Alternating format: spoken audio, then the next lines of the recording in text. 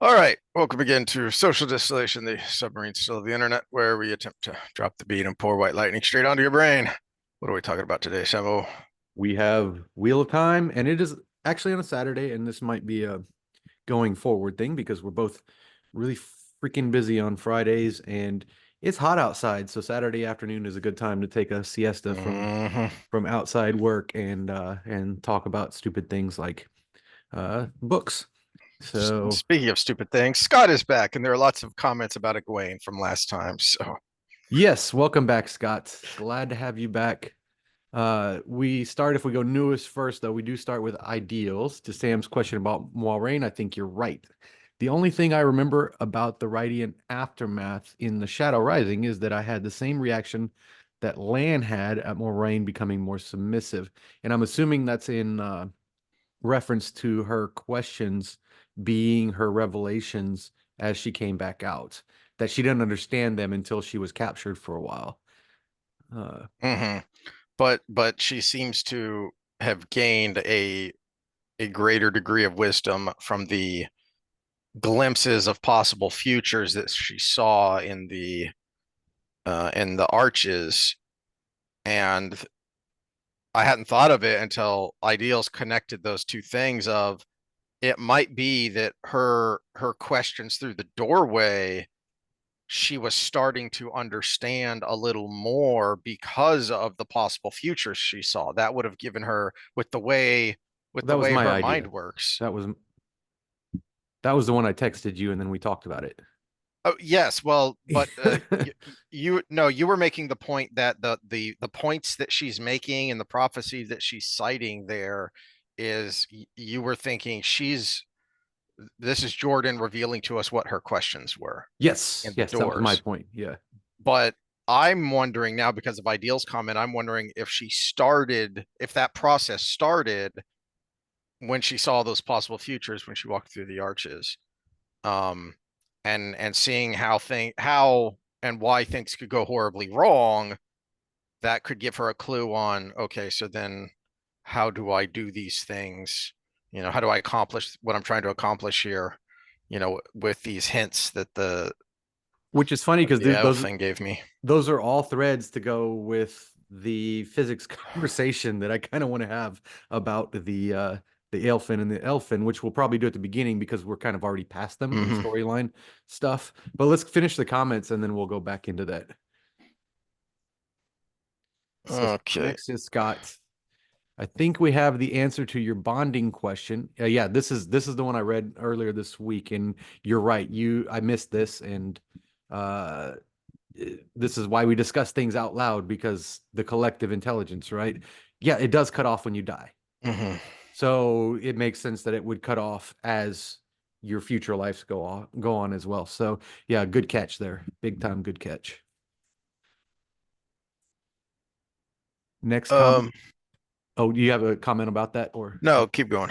Yeah, next comment. Egwene became more. So I should have known it was Scott, even though I would like just kind of just read the comments without reading who it was. I should have known it was Scott because we go down the Egwene rabbit hole again. Egwene became insufferable when she began valuing Aes Sedai above the rest of the world.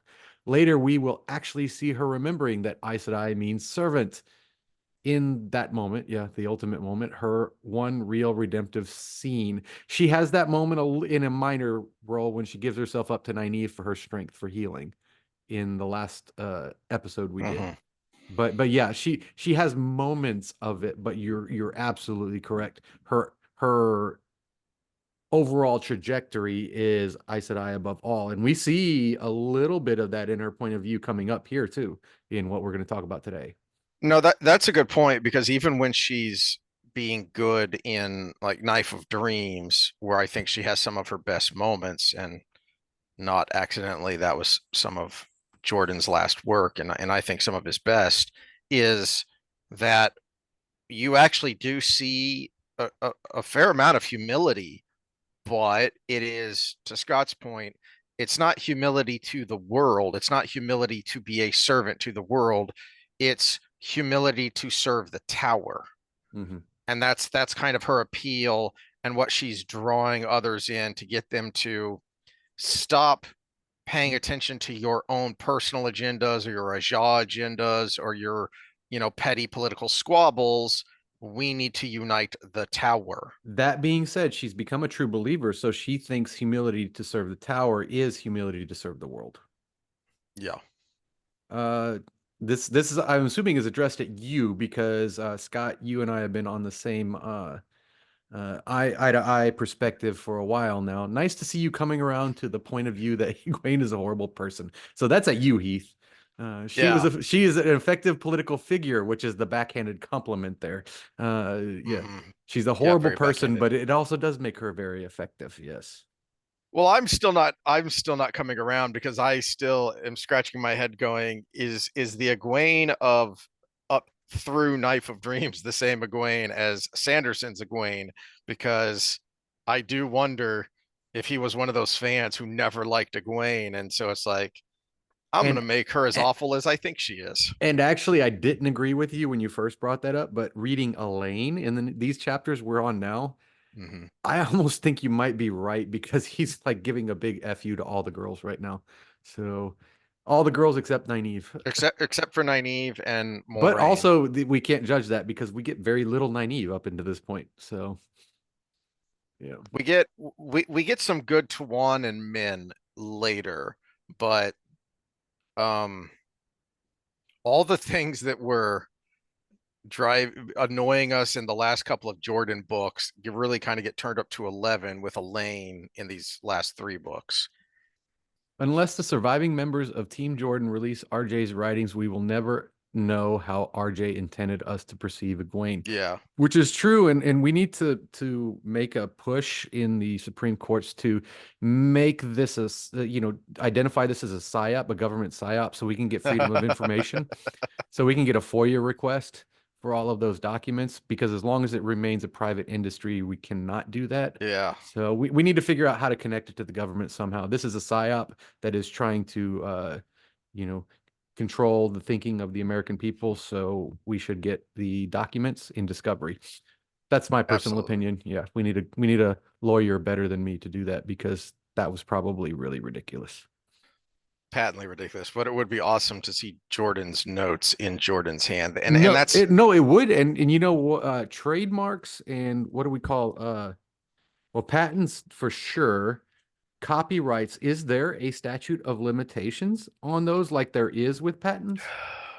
Because that's why the Splenda was so expensive for a long time, but now you got a Priva and Sweden whatever and all these things yeah, because the Mickey Mouse patent is now was, public domain. yeah, Mickey Mouse is public domain. So there is a statute of limitations there, but Mickey Mouse, wasn't that like 80 It's years or something? 100, I think. 100 years? Oh Yeah. gosh. Well, here's to long living. Let's stay healthy, Hmm. guys. Um, what's the next one? In this book, Oh we yeah. actually see that Egwene, Amiralin Seat, doesn't understand at all what the Dragon Reborn is actually. I added the is. Uh, she's just like Elida wanting to keep Rand chained up, only to be brought out like a fighting dog to face the beast they cannot The stop. Yeah, that is a pretty harsh criticism of Egwene, but Yeah, in but it's these couple of normal female chapters. behavior, by But the it's way. yeah, the difference is with Elida, they were literal chains. Egwene doesn't want to put him in literal chains, but that is essentially what Rand, when Rand lashes out and finally loses his temper with her, that's basically what he's saying is, you want to put me in a box, just a virtual box, not a literal box. So you're not any different than Elida. Was it our last Wheel of Time or a social episode that I brought up the thread where it was like if men ceased to exist on Earth, what would happen? And I did the random sample of That comments. that was our last social episode. Yeah, I'd forgotten about that. Thank you. Yeah, and Thank you for that. every woman on there, and this is okay, so everybody on there. Again, 29 out of 30, which is a pretty damn good sample for 1,500 comments at the time. It's probably more by now. We're like, the world's going to be this utopia of fun and free and everybody loving each other if men didn't exist. And I'm like, you do realize that females are more is as prone I'm going to say as prone, even though I think it's more prone to violence than men. They just use men to do it. Mhm. They don't do it themselves. So it's yeah, this comment is so in line with adaptive female behavior for protection that it's uncanny. I mean, Scott, you might as well go ahead and write a book and say that it's you have an understanding beyond what other people do, because you do.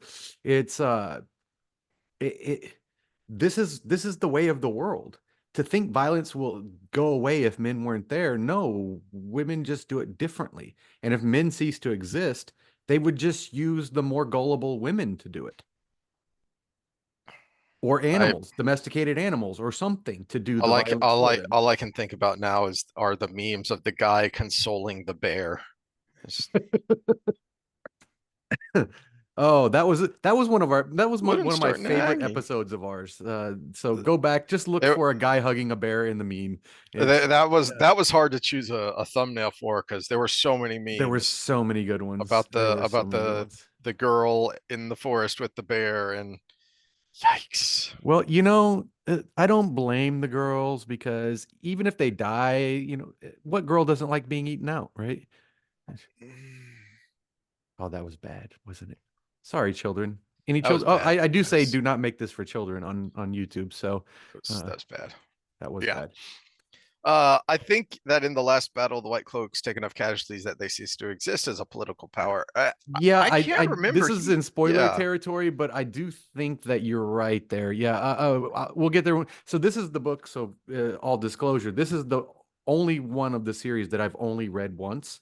So yeah, some of these things are going to be kind of Mhm. new again to me. Which I hadn't thought about, but considering what's going on with Galad, then if they are greatly reduced in number and power, then they could end up in Mayan, which is a small place, and could use them as an extra bit of leverage against Tyr. So that might be the logical place of how that goes. But I don't recall being told.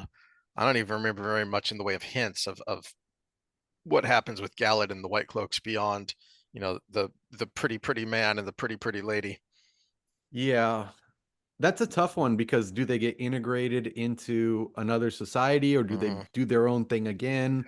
Because under that good leadership, they would have a place. Hmm. And to my point in the last one, that would have been a good place for them as that enforcement. But they are damaged goods from their past too. So, but so are the Aiel. The Aiel are scary, right? So I don't know, maybe an integration of the two, or Yeah. different versions of that same concept. That would be, one handles these situations and the other handles the extreme situations. I don't know. I didn't really like that part of the deal to begin with, but that's because I'm an American and I believe in autonomy. But uh, uh, oh, Stop unplugging your mic. There you are. am I here? Yep, Okay, I hear yeah. you. A global police force is exactly against everything I'm preaching against. So whether this Aiel or White Cloaks, that both rub me raw. Giggity. All right, that's all the Giggity. comments. All right. Chapter 7 is where we left off, which is Well, did page we want to do the physics 187. first? Oh, I forgot about that. No, oh, you're gonna break my brain. I had just Okay, gotten yes. over this. Okay, so for those that don't know our backgrounds, Heath is a historian and I am a physiologist. But I also have a very good propensity for physics, because I'm just a very, I guess, scientifically minded individual. But if I had gone into physics, it would definitely not be engineering. It would be theoretical physics, because one's boring. But the other one is so interesting.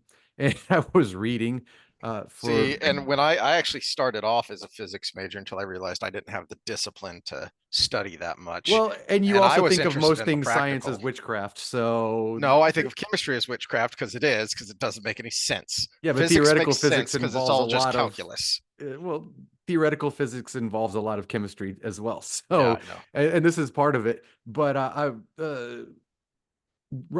Jordan, I almost said Robert Jordan, Jordan Peterson described the User Illusion as the best book on consciousness he's ever read. And so I decided, you know what? I really am interested in this topic, and I've been doing a lot of work on it, and it's part of my PhD thesis that I'm working on as we go forward. Mine is more on mine is on an awareness standpoint, which I didn't think was going to be in line with this, but this is actually where we're going with this. But at the same time, it does. I was like, well, if it could be at least on the top 5 books on consciousness you could ever read, that's something I should read. It's been a rough read. I am two about halfway through. And I don't know, when did I start this? About a year ago, somewhere around there. Hmm. And because I have to read like 2 books every time I read a chapter of this book to kind of catch myself up. And uh, I wanted to go into Jordan's history as well on how much physics he throws into this. And I went on to Theory Land, and I'm going to go ahead and bring that on the screen here. So if you're just listening, try to follow along, but I'm bringing Theory Land up here. So when he was, so these are tagged physics interviews with Robert Jordan, and he kind of gets all over the place with his answers, and I don't know how much is trolling and how much is actually honest answers. But he, Mm. and what we see with authors is sometimes they don't even know their own mind. It just comes out on paper, and they try to post hoc justify what they did. But this interview number one, they asked him, "How does your knowledge of physics influence your idea of channeling?" And my knowledge of physics influenced channeling to the extent that I have attempted to treat channeling as if it were a form of science and engineering rather than magic, which we've talked about a lot. And this answer confirms. You might Hmm. say the laws of thermodynamics apply to in altered form. Okay, that's important because what I'm talking about in my connection from my reading to his work is actually based on the laws of thermodynamics.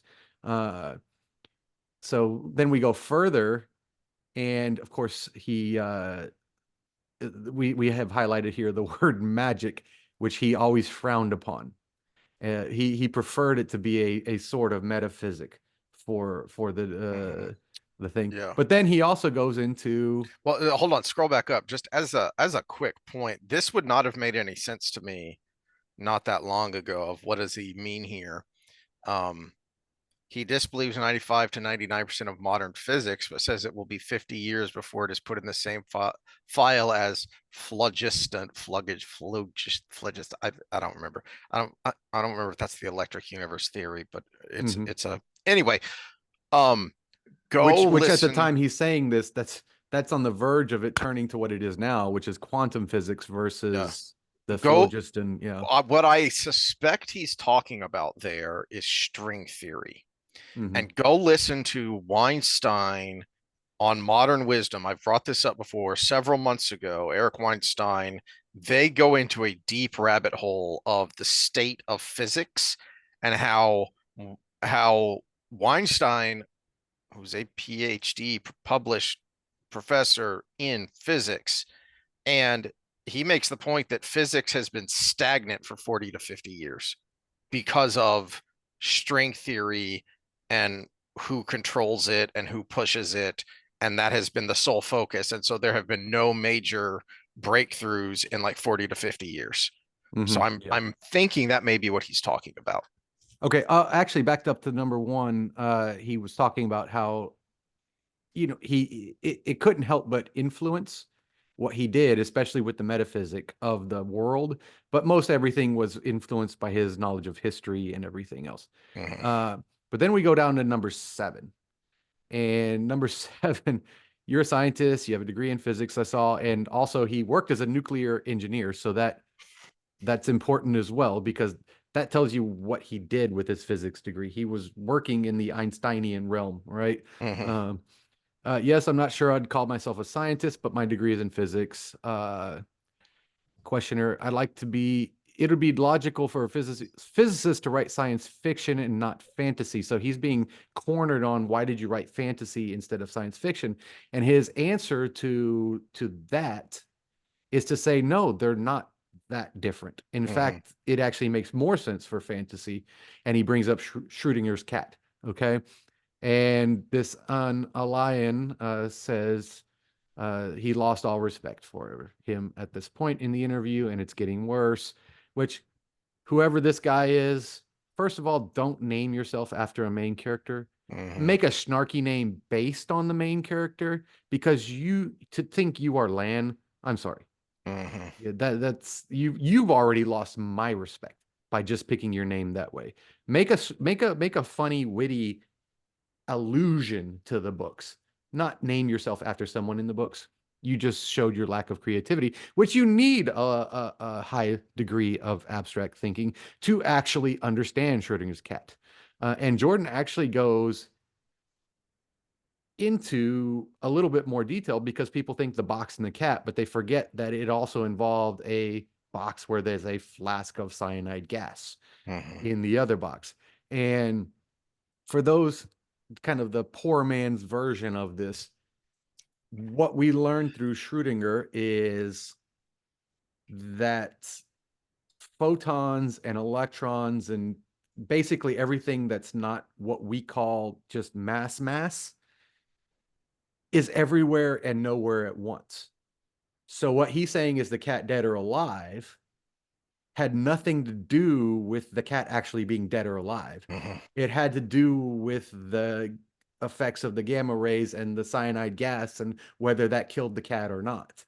And Well, and that part of the thought experiment here is that what triggers the cyanide gas is an atom that has a 50-50 chance of decay. exactly. So at any given moment, it is 50-50 whether that atom decays and triggers the gas.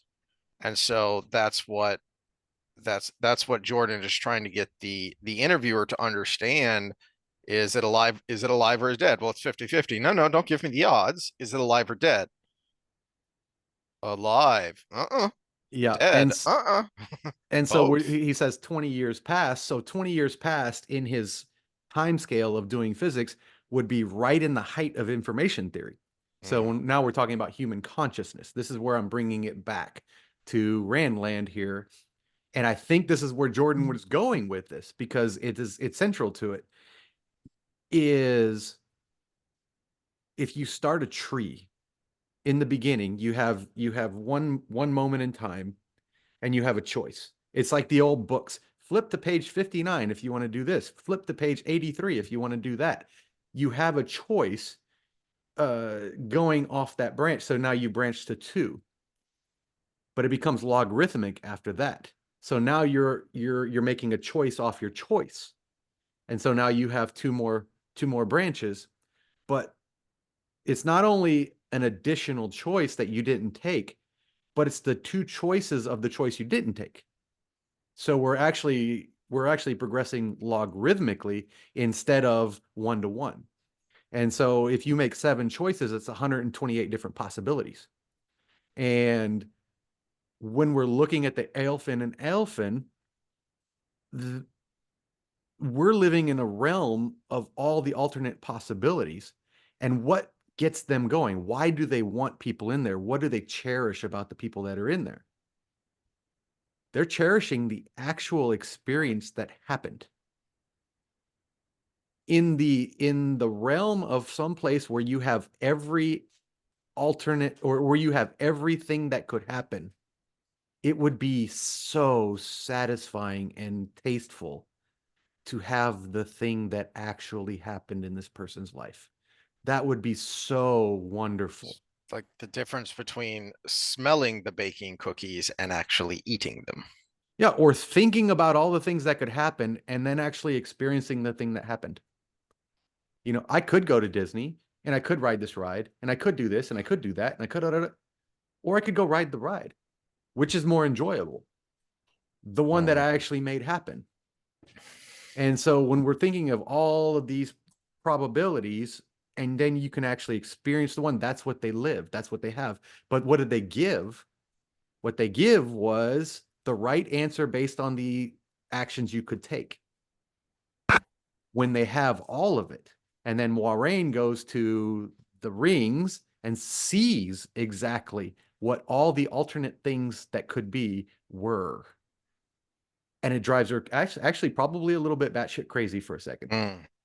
because that's not something humans can contemplate. Because in information theory, one of the things that is important about all the things that never happened is if you took in every bit of information and possibility in your mind, you would explode, basically. Well, Because the thermodynamics of it would actually increase the physical heat of your body to the extent that you would and that's explode. actually in that scene because I don't remember who it is. Someone makes the comment that more women return from the glass columns than men.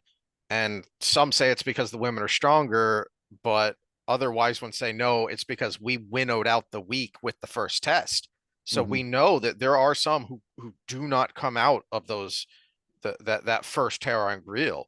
That they what for whatever it is, they can't handle all of those possible futures, and it probably does break their brain and they never come out. Now let's get back to Matt. Why did Matt make his way out? Everybody, we talk about the fire, the iron, and the music. Well, let's look at fire, iron, and music as representations. What are they? They are representations of making order out of chaos. Iron is making order out of ore, out of just random matter. Fire is making order out of random energy.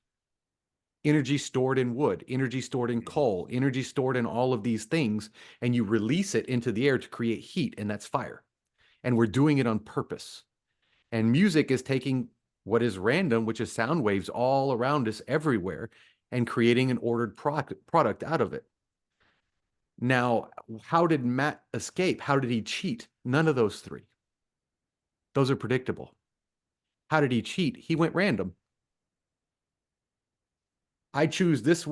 I know I went right, left, right, left, right, left, straight, left, right. Okay, so I memorized that, and I go back and I reverse it. Left, left, straight, da, da, da, da, da, all the way down. That's not random. That is memorized. That is ordered, and you can't get out of those towers with that. The way he did it with the dice, because of his luck, and we've set the stage with his how he affects the world. He cheated by being random because they had no defense for it, because it was all of those given paths just thrown on its head.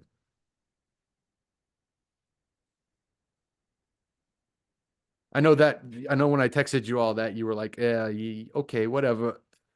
But if anybody in the audience sees the logic there, No, it makes sense to me that the randomness is what did it because if if we're did we if see how Jordan is Ulver being, won? Remember, huh? you said Ulver won the game of Snakes and Foxes. Did we see how he won? No, we didn't. We just know that he did. And Tolmanex isn't paying attention and says you must have made a mistake. And he gets offended, and I know how to count. We just know that he did. So, Well, somehow, Talman it, is a representation of order. yeah, somehow Matt breaking the tower broke the game. I wonder if that's a reflection, because this is actually timeline wise would be right up Jordan's alley. If he actually doesn't it list in his bio that he's chess was one of his big hobbies. I think so, yeah. The kid that sits across the master with his legs swinging under the chair and just moving things randomly beats the chess master. Hmm. Yeah, that that Well, might be the it, over Matt connection to how you win the Elfin and Elfin. Jordan mentioned quantum physics a couple of times in those interviews that you had there on Theoryland when he was talking about physics. And I don't remember what it's called, but and who came up with it. But there's this theory in quantum physics where you can either know a particle's location in space at a given time, or you can know its vector. You can never know both. It would seem that the elfin and the eelfin, because they live in some sort of space where physics as we know it doesn't apply, my guess would be that Jordan's implication there is that they are somehow able to see both. And that's how they can tell you the future, because they know both the particle's location and its vector. So they can, that is how they are able to see the probable futures and see the one that is most likely given this path that you are on, given this path that everything is on, is going in this direction. And so in that in that world where they are able to see that, then I can see how complete randomness would break it. Mm-hmm. And that's the only way to get out. Which he kind of sets up with not kind of, he does, which is great. He sets up with Brigitte when Matt says, well, we've got iron and fire and music, and and he says, so we'll just cheat.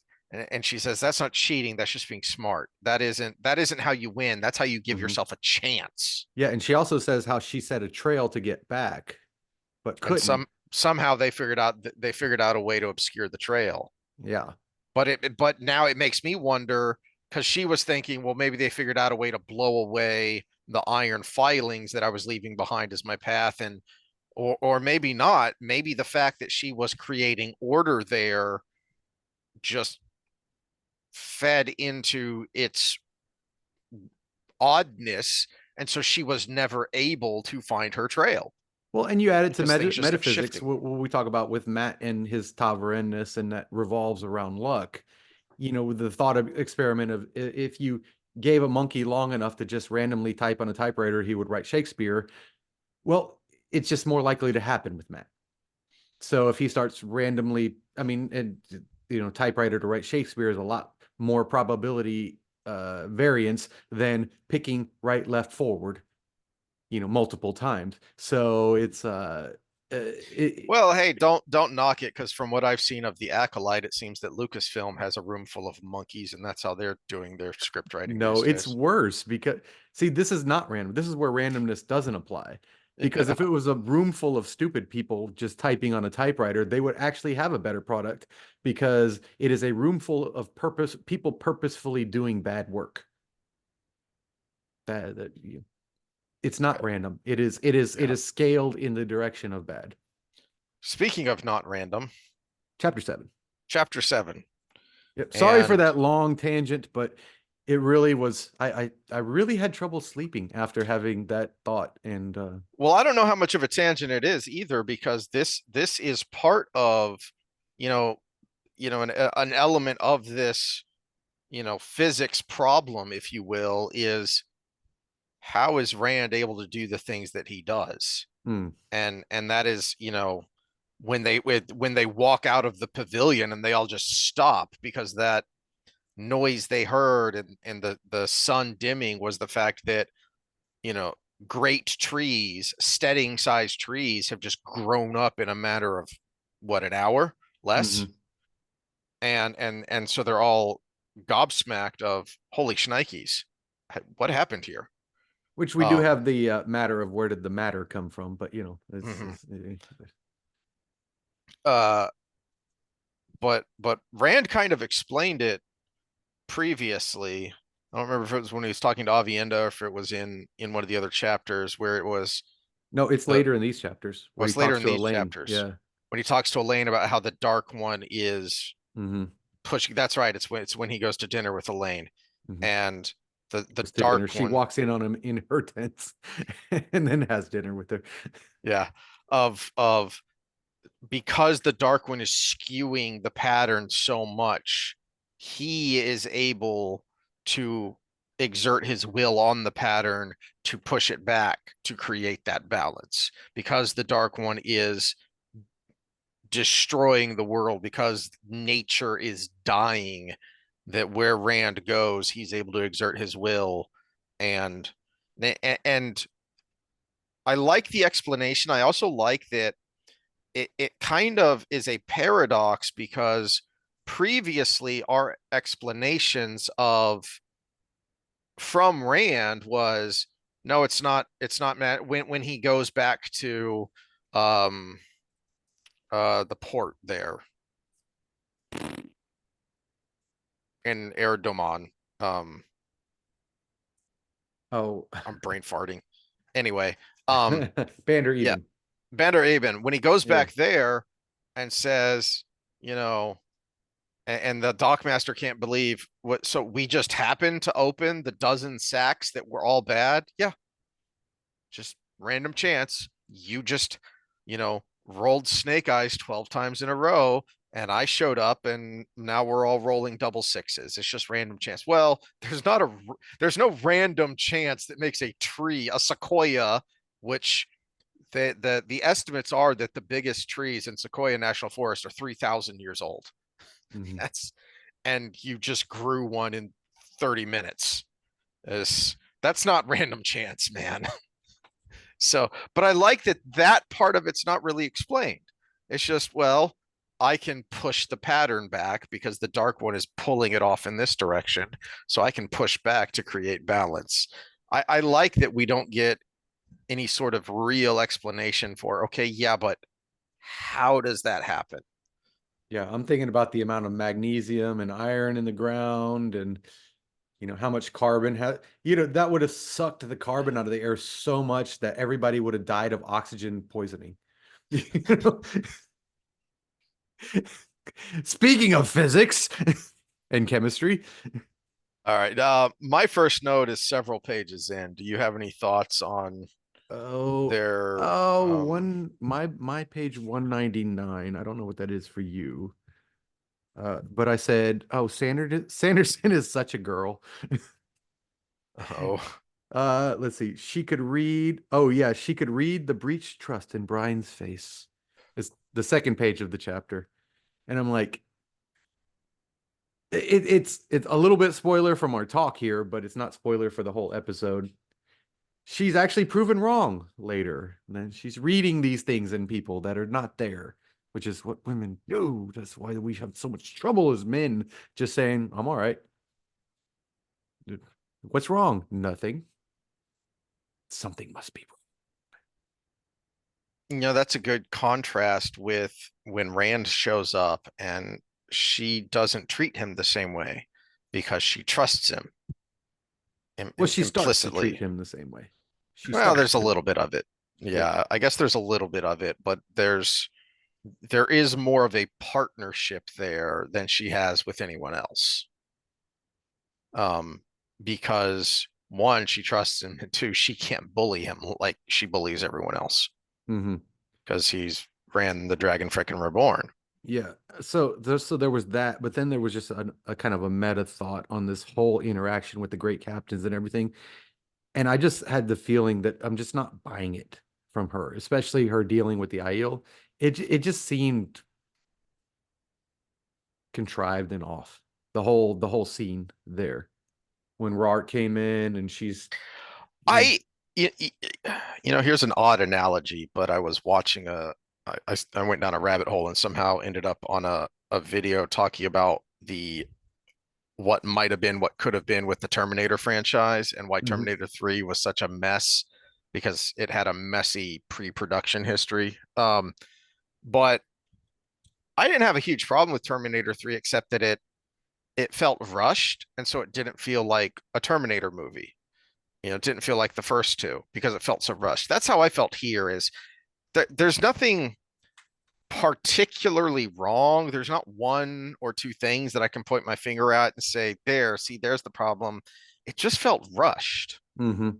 It felt like we need to hurry up and get on with the last battle. So you know, let's have what basically amounts to a quick exposition dump so that the reader knows what's about to happen. So that I can lay out the framework, the outline of how the last battle is going to go. Hurry up and get it done. Okay, now let's move on. I do like that some secondary characters came in to kind of save the day as far as the dialogue. Hmm. Like you have Agomar being overly Borderlander by my estimation with Sanderson's interpretation of how they should Hmm. be. And I've got another example of that later when we get to the land. But he's like, why not do this to take back Candor? We do not let this happen and da da da da. And Prince Antol is like, it's already fallen, dude. It's done. And Mhm. he's like the voice of reason that pops in. It wasn't Elayne just saying, no, we can't do that. So that was actually good. It was someone who actually has no command because he's the prince of this. He's not the leader. What is it? Atheniel is his queen, or is Mhm. yeah, Yeah, the yeah, queen is the one actually in command, and she's the one in Candor. yeah. So Yeah. so but he comes in, he's just like, it's done, dude. We accept this fact. We knew what we signed up for, even though we were just kind of born into that situation. But let's work outside of here to do all these other things that could be helpful. And I'm glad that that did not come from Elayne. I'm glad that that came from somebody who was in the know, who had skin in the game, and was the one to make the call, kind of ish. He didn't make the call, but he influenced the call enough that he made the call. Mhm. Um, I thought the the first good moment to me was actually when the conference was done, and so it's 194 on my page here. Um, it's when the meeting is done, she comes out, and Brian comes up to her and says, Mm. "I just wanted to say that I'm proud." Brian told her softly, "You did well in there." Which And is the moment where she was exposes she was wrong about his feelings based on mhm, her mhm. analysis of his face. That Uh, was where I was going to bring that in. Before that, though, I was a little perturbed the second time going through because I guess I just glanced over it and I thought he was one of them. I was a little thrown off that Rourke wasn't considered one of the great captains. mm. I had forgotten he wasn't one of the great captains because in this next read through, everything we did pointed in that everything that we reread pointed in that direction, and I had assumed he was one of the great captains, but he's not. He's left in oh, you're just part of this group. You're going to go with Ideralda, Well, they kind of answer that with the Aiel have a very different way of fighting wars that isn't necessarily suited to what's about to happen here. Oh no, in that specific spot, but he should Mhm. have been one of the great captains in the overall scheme of it. Because Okay, I see what you're saying. every captain has their part that is not good for certain things. Yeah, true. Um, but I love what Brian says here when Elayne, in a very rare moment of humility, "I had hardly anything to add. You added leadership," Brian said. "You aren't a general, Elayne, and nobody expects you to be one, except she keeps trying to be one, but we'll set that aside for now. But when Yep.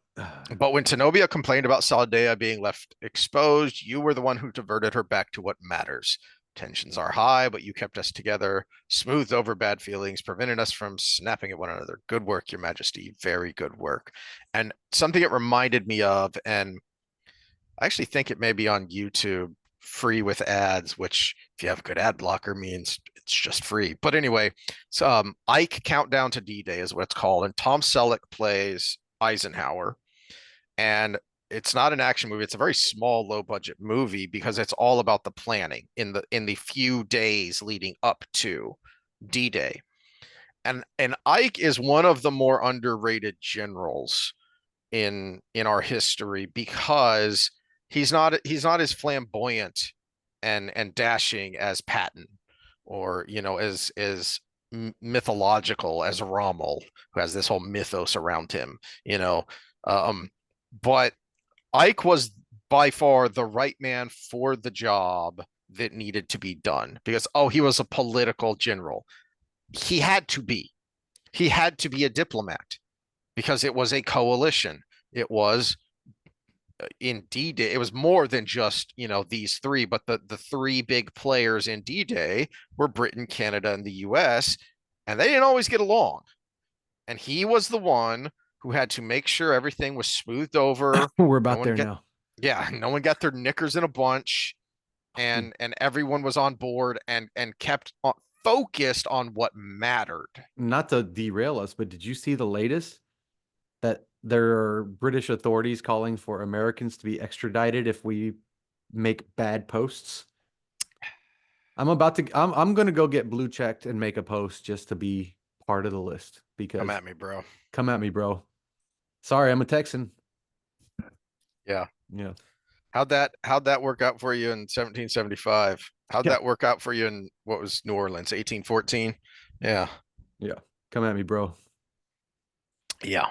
Or as it was said in the old days, come and get it. Or come Come and take hither. it. Come and take it. Excuse me. Come and take it would be our Uh, Gonzalez logo slogan. Hell, I yep. would drive to Gonzalez if I knew they were coming after me, just to stand by that memorial when they did it. Yep. For the non-Texans in the room, Gonzalez, and we've actually I brought this up a couple social episodes ago, was Goliad said, well, okay, they say all they want are our weapons and powder, and then they'll go on. And they confiscated the weapons and powder from the militia, and then they massacred something like 300 militia at Hmm. Goliad.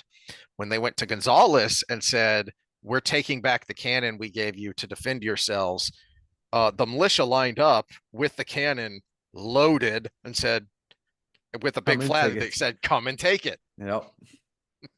So that was Gonzales's answer, and they did not get massacred. And there's a lesson there.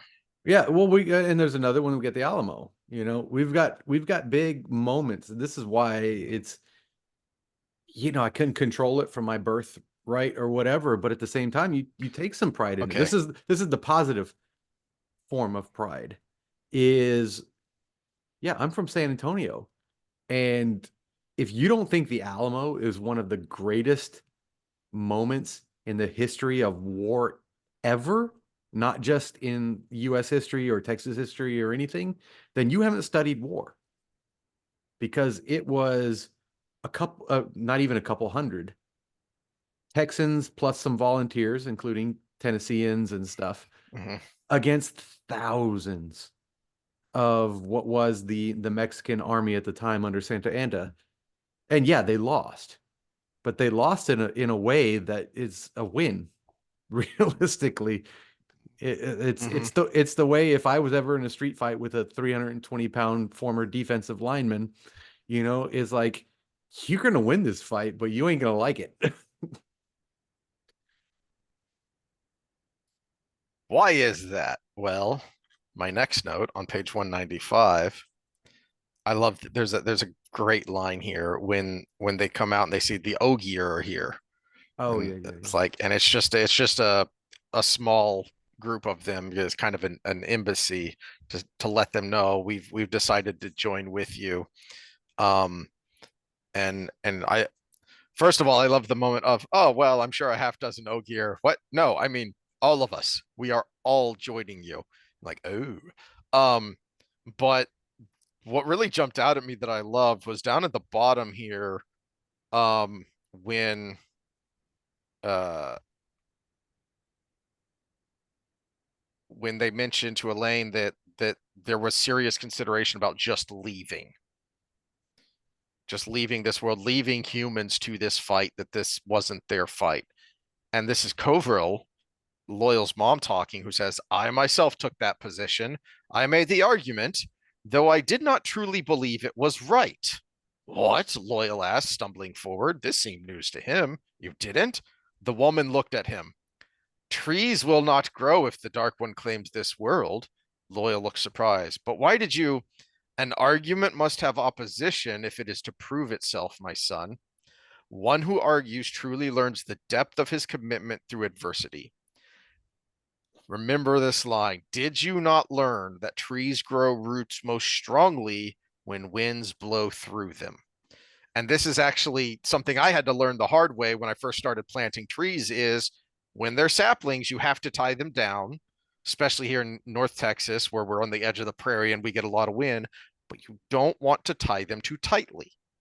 You have to have some slack in that line because you want movement, because movement lets the tree know, push those roots deeper, push those roots deeper. And as it gets bigger, you want to loosen those ropes a little bit, just little by little, so that it will continue to get pushed by the wind and continue to push those roots deeper so that when it is big, it has a really strong foundation.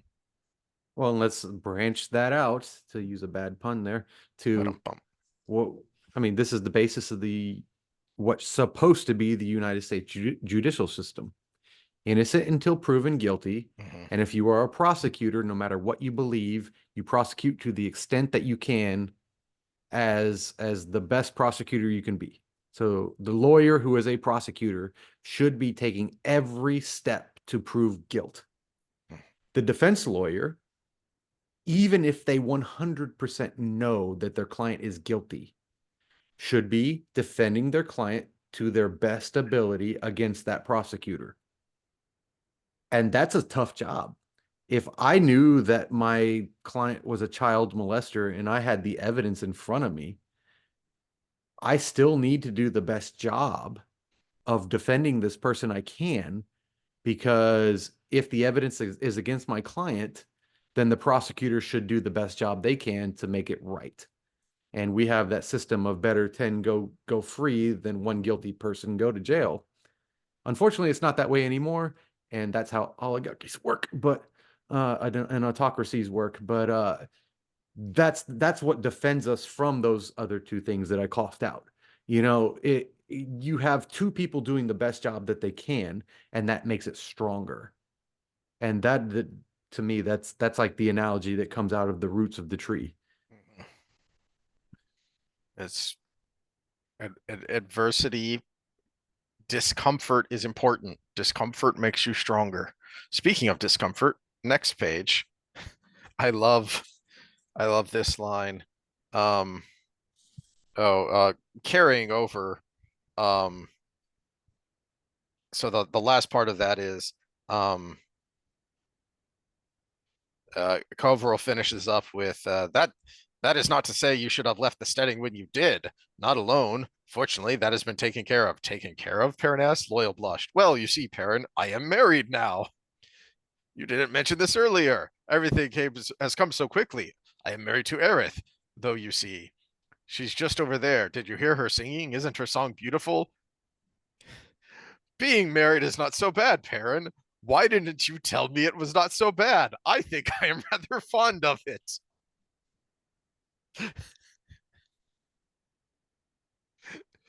Loyal. Well, you see, I'm annoyed Elayne cut him off there because I really wanted, was Elayne cutting him off because that was the best thing to happen there, or because Sanderson didn't want to have to come up with what Perrin's reply would be? Because I want to know what Perrin's reply is to that. Perrin never said it was so bad. Loyal just looked at it and said, ugh, marriage seems complicated and difficult. Well, all the things he puts up with are just accelerated with humans' hastiness. It's Yep. and Fail is Well, we have given her credit in these last uh mhm. 13 and a half books, but at the same time, she would be a handful. She would, but she I um, do like some grooves on my back every once in a as while. that's an annoyingly overrated movie, but Jerry Maguire, you complete me. The reason that line resonated and continues to be remembered and even parodied is because it's true and it matters, and it's that is vocalizing what people were looking for, even if they couldn't vocalize it themselves, is, oh yeah, that's what I'm looking for when I say I want a partner, when I say I want a soulmate, when I say I want to, that's what I mean. Yeah, that's it. It's you complete me. It is, we are all incomplete by ourselves. And Perrin, for as much as it drove him crazy, he found that perfect puzzle piece that fit with his and completed him. It's not so bad, Loyal, because she's your perfect partner. And you know, That's why I spent some time there in at the end of Knife of Dreams. I love that moment that Jordan gives us, as his kind of final send off for Loyal, in his last moments of being able to write. And you get that great moment where Aerith says, Mother Cobra, will you not let me tend to my husband? And it's like, oh, she just slapped down her mother-in-law. That's fun. But it needed to be done. And Loyal needed someone to say, no, you've got something to say. You go to the stump and you say it, husband. You Well, mean okay then. you mean you're saying Freud was right? You have Certainly to about the separate from cocaine. the you have to I mean, separate from the overbearing mother. The problem is we might have an attachment style that is determined by his relationship with his mother. But we can go on to different depth on what that. But what about his relationship with heroin and cocaine? But I uh digress. what was the Freud thing I saw earlier? Oh, speaking of, oh yeah, yeah. And this goes right into my next note on the next page when Elayne Elayne goes up to Perrin and says, I need to talk to you privately. And Perrin looks at her and says, I'm just gonna tell her was it? anyways. I'll just tell her what it is when Yeah. you're done, Your Majesty. Like, I don't think you're supposed to say that to someone who is essentially an empress because she is now the queen of two separate countries. So, you know, she's darn near on a level with Rand, except that she's not all Only prophesied and because as of Rand. powerful. But Yes, only because of Rand, but don't tell her that or she'll get annoyed. don't Um, tell but don't tell the but feminists yeah. who hate on these Um, books that yeah, I'll just tell her what it is when we're done, Your Majesty. Parent said, I don't keep secrets from my wife. Uh and and he knows what's going on because he's pairing. So he's like, yeah, I can put two and two together, especially when I have a second to think. And oh, you're talking about the horn. Yeah. Yeah, we should probably go get that. yeah. And Well, and and this is annoying here too because Elaine's justification for actually giving in to Perrin's demand there Mhm. bothered me a lot because we're trying to like this woman, Mm, and it would have been nice of her to be like, I wish for that kind of love in my life, kind of thing. But no, it was, well, you know what? I can use this woman because maybe one of my son could end up on the throne in Saldea. And you're like, you're supposed to like this heroine that is queen now. But I mean, it's a little bit of Game of Thronesy here, yeah. Well, It's well, also just the capableness of Fail here, because this is again Mhm. where the perfect partner is Perrin immediately sees, oh, you're talking about the horn, but Fail is the one who has the cunning to say, because Perrin is more straightforward, straight laced. So she's the one that says, okay, here's how we can do this to obscure it. Mhm. Let me add some of my own cunning and subterfuge because that's my thing.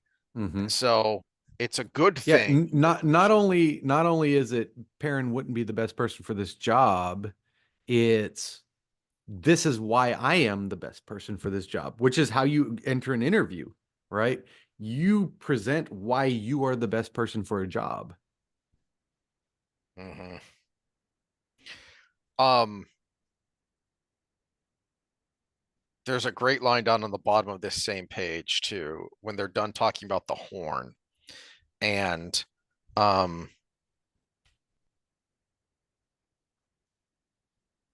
and Elayne says, oh,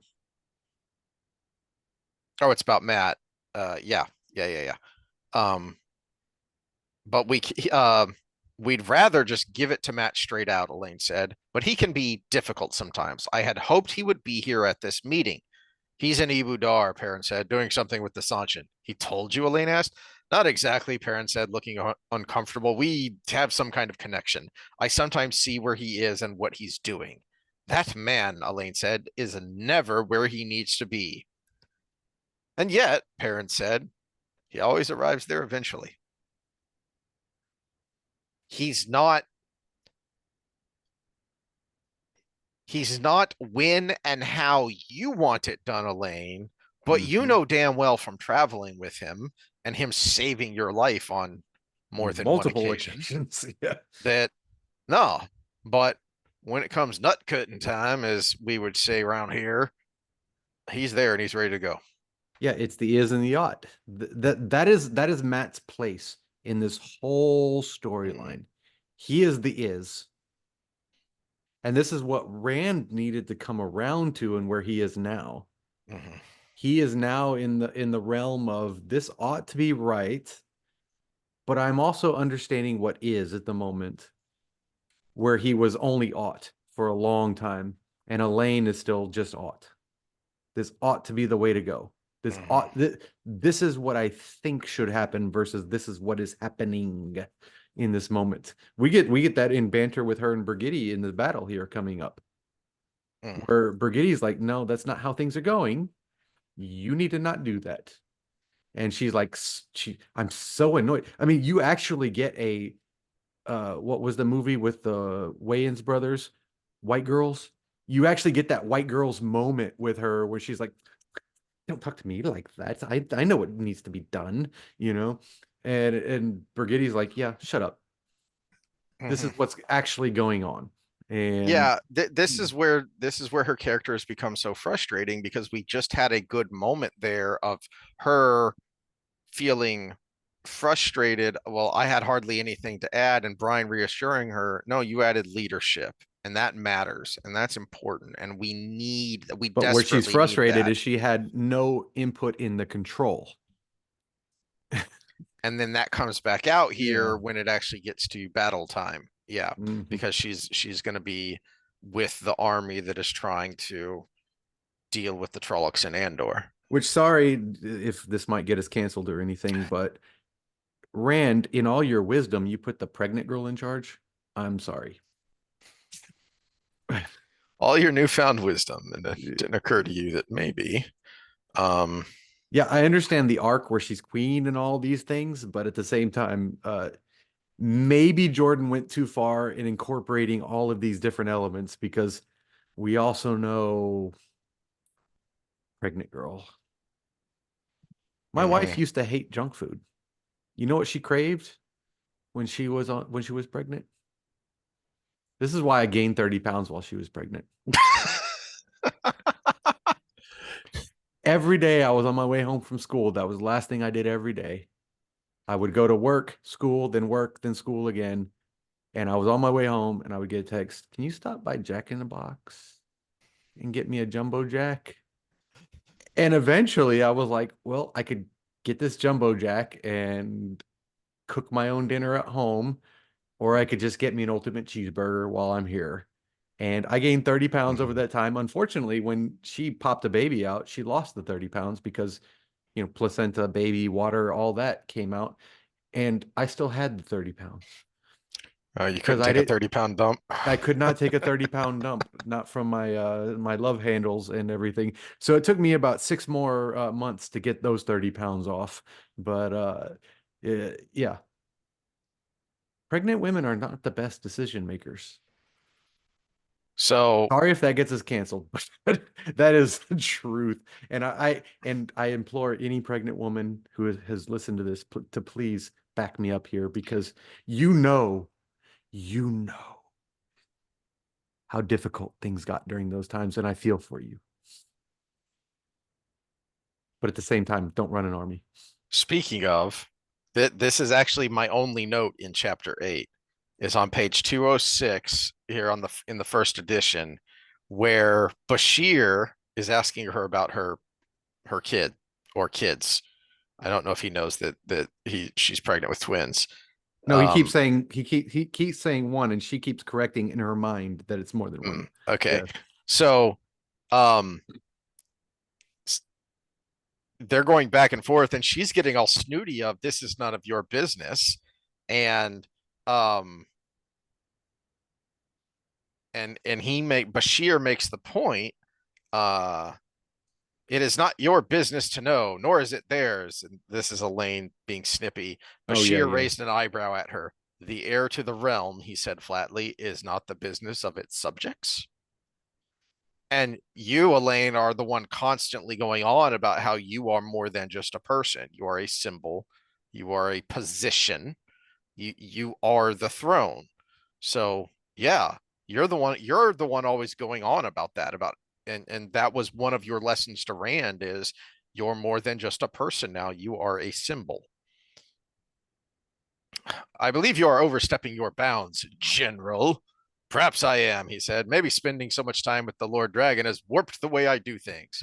That man, you could never tell what he was thinking. Half of the time, he wanted to hear my mind as raw as I could lay it out. The other half of the time, it seemed like he'd break me in two just for commenting that the sky looked a little dark.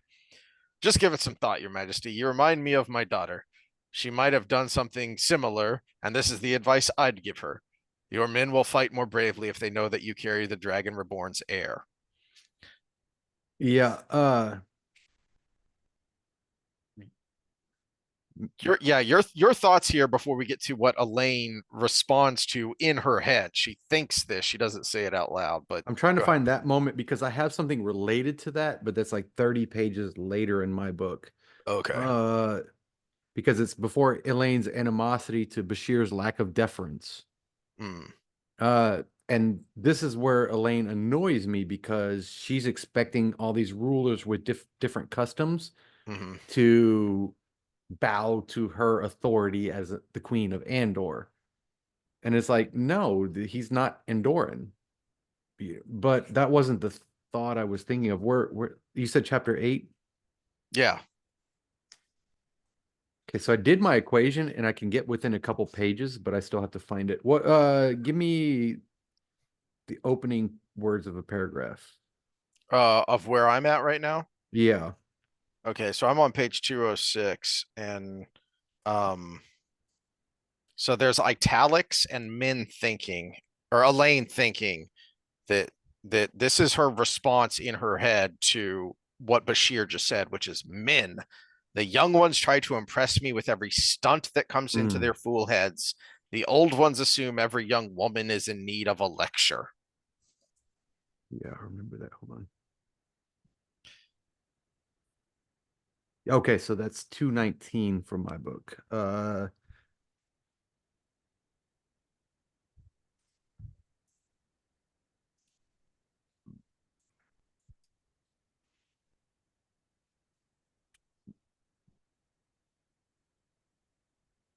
My thought on that I had down was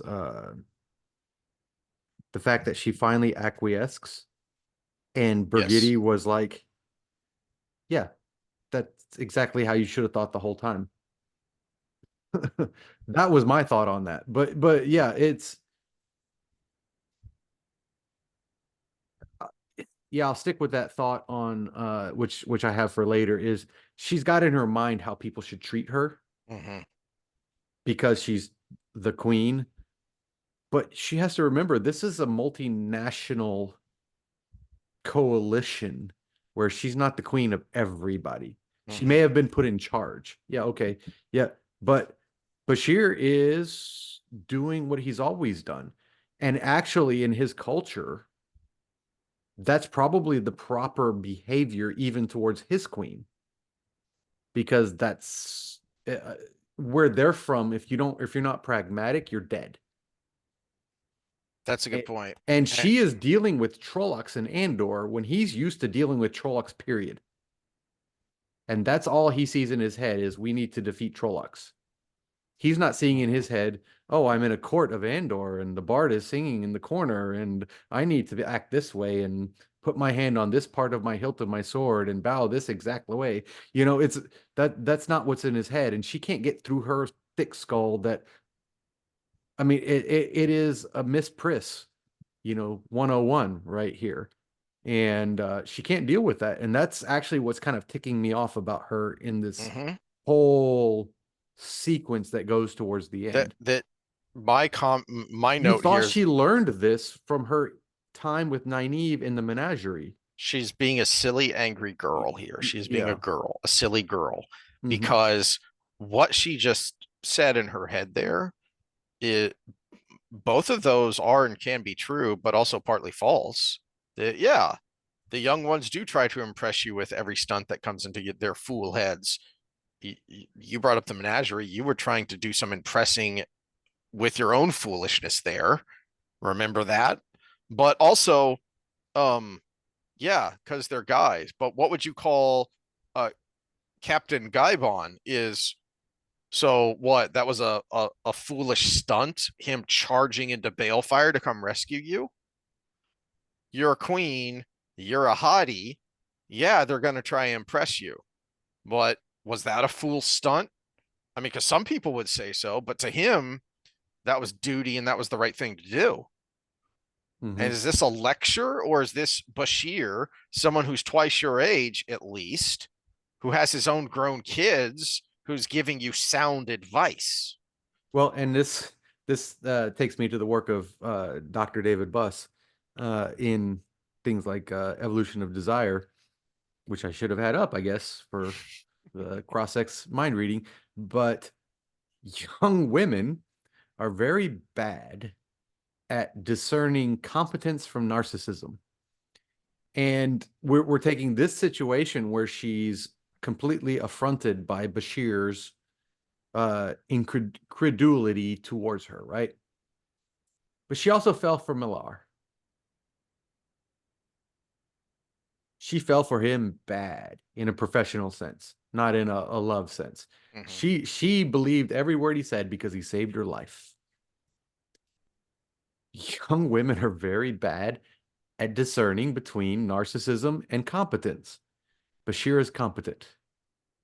The evil person got into her retinue because he displayed some flashy, basically WWE style importance in her life by saving her, even though those people were just marked to be dead.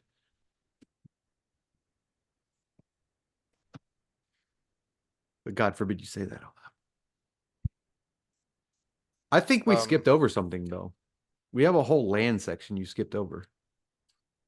uh, yeah, I didn't have any notes on the end of chapter 7 ends with several pages of Lan learning what the plan is. Yeah. So one little thing, again, Sanderson trying to make a stupid speech. Land being, I am da da da da da da da da da. Let there be laughter. Let there be joy. Yeah, it was completely not land to me, but Mm-hmm. there was that. See, I guess that was really all I had to say about that chapter. That Yeah, part of the there's a chapter. my comment on Lan comes in the next chapter, chapter 9. Unless you had any thoughts on, we get an Androl section and him and Pavara with their nice little telepathic link. There is a everything terrible is happening because poor little Evan, who's the youngster of the group, gets turned. Yeah, that section was Yeah. actually, I think, was that might be one of the most well written Sanderson sections there was, Mm-hmm. because yeah, you actually did feel for Evan. Mm-hmm. I mean, it really pulled a little bit. You know, Yeah, and then when he comes back and he's all smiling and friendly, but his eyes are all creepy, and he's trying to reassure Androl. The last page of the chapter is Androl asks what happened to Nalam. Died in the cave in, I'm afraid. Evan shook his head. He leaned in.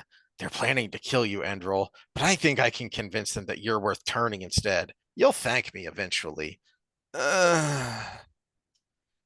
Uh, it depends on what you yeah. desire more, comfort or, you know, Mm, or the right thing, right? it's yeah.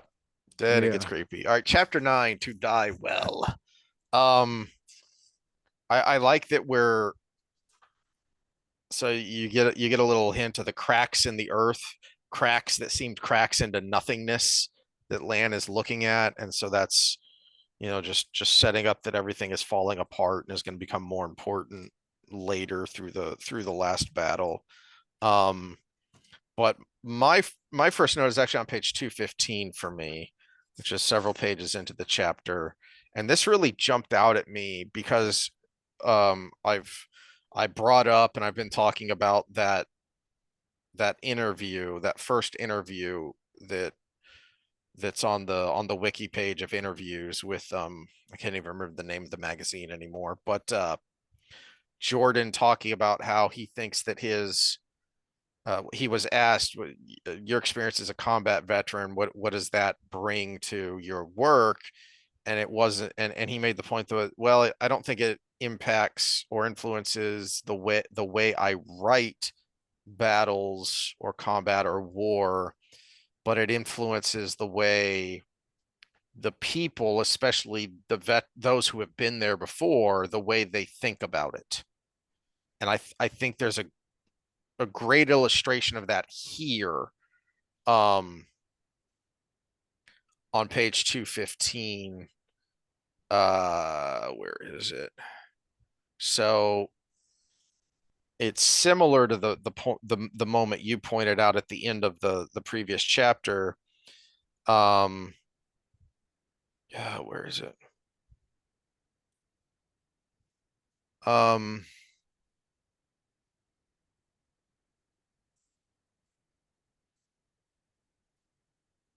I lost it. Isn't it page 215? Well, that's what I wrote down. But um, oh, here it is. Here it is.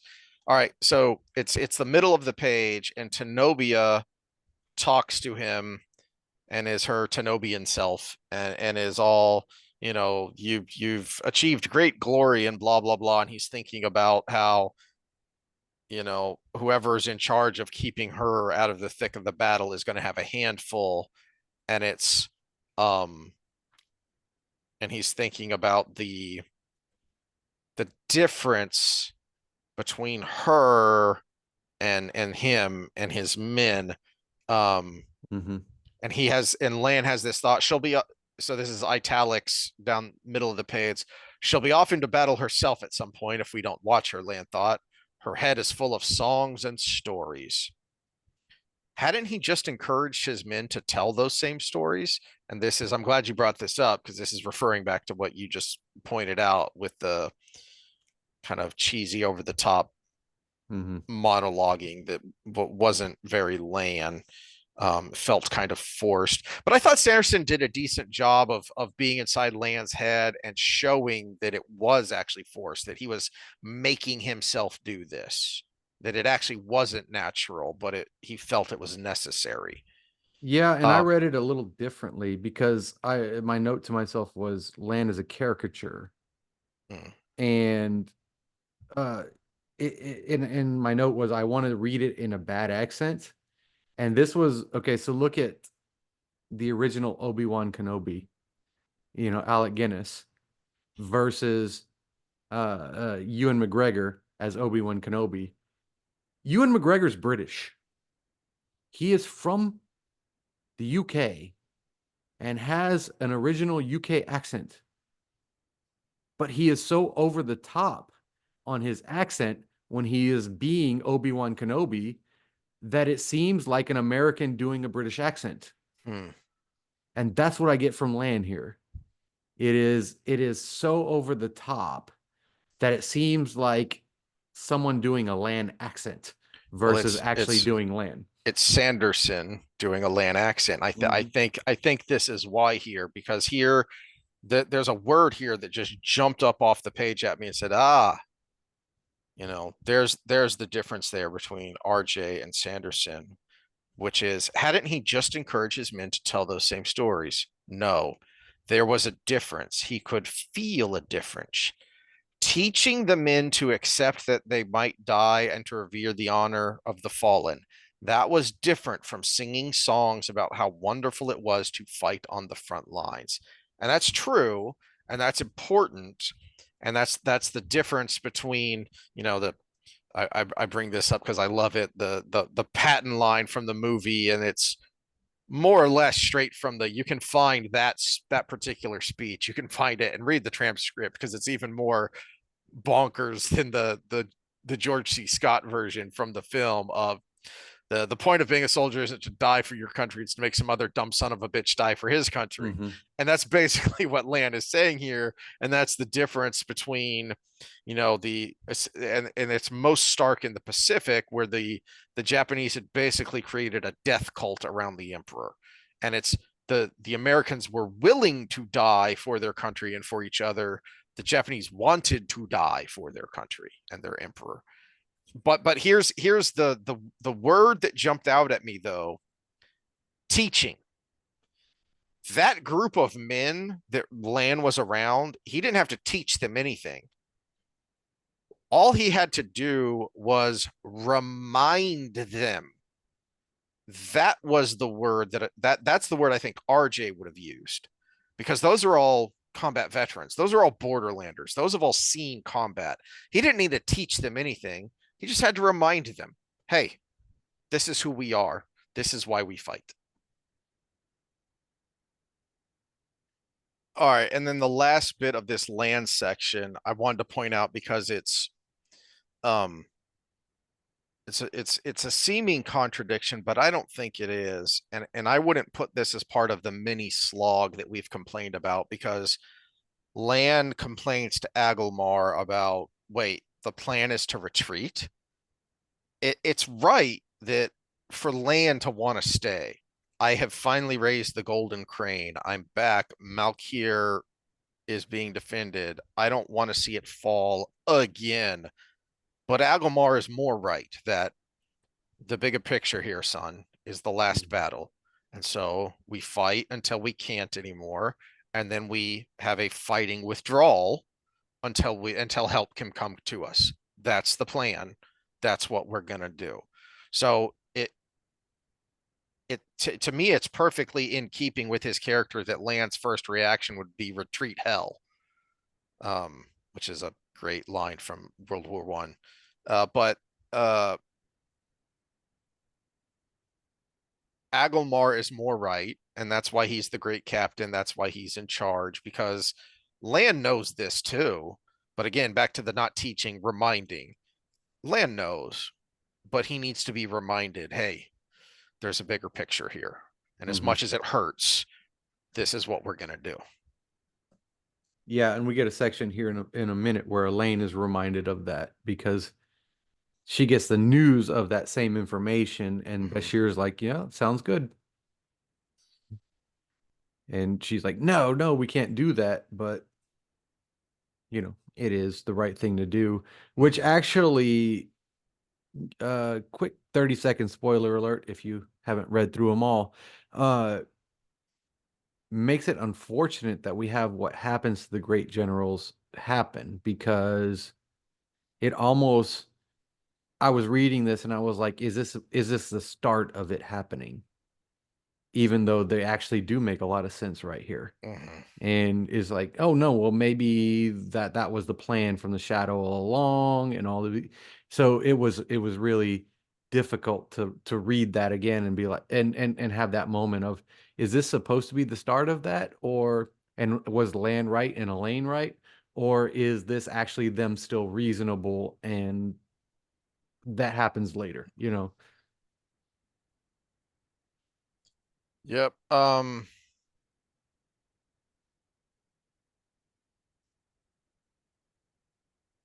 have a note here on the Egwene section, but I don't know what it means. So What does we it may just ignore. say? I made a note of this point uh at the very end here, which is page 221 for me. And I think it's something I kind of talked about previously with Leywin slash, I just brain farted. I don't know what her name used to be. Again, and of that in her mind she's still Sanchin.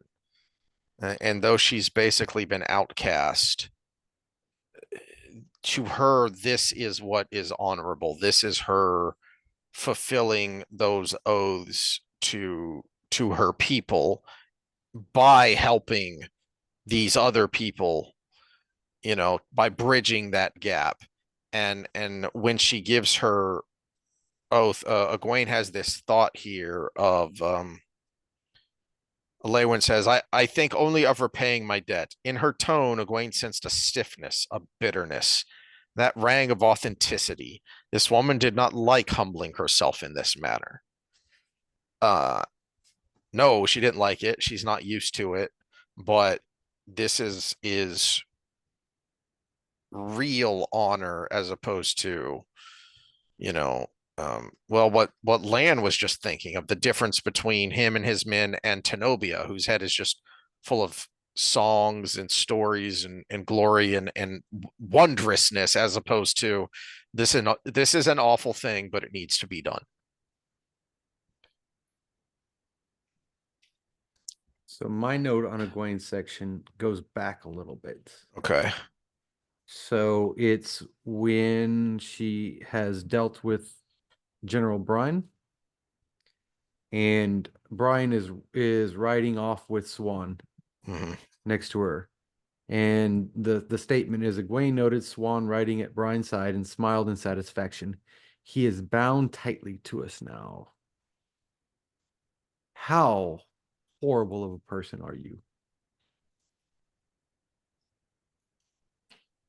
I mean, we experienced the whole extent of how Swan and Gareth came together and what they mean to each other and why they are tied to each other. And Egwene's like, yeah, my tools.